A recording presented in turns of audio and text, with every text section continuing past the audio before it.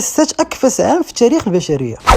بشويه اصاحبي دفع شنو هو غادي اصاحبي من هنا 5 سنين غتندموا عليا والايام بيناتنا وانتي سيري في حالاتك كندموا عليك انت هي الاكس ومنك عادات. يلاه هنينا انت وياه بركه مصدار فين نغا تلقي الحجر الصحي.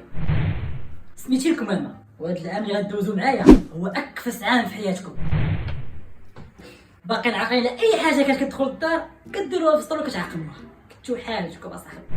مشاهدينا الكرام كورونا جات جيبوا الزغلات ها هي جات لعنات الجائحات. لنديت الأحرار غنيتها في الدار واستححتهما وصغرتو قلتو باي باي كورونا. يلا دخلوا ديوركم اليوم كاين تسامح غدا غيكون تطبيق القانون. واش يبان واش العالم كيموت وانت جالس كتكركر ليا؟ دخل داركم وغبر.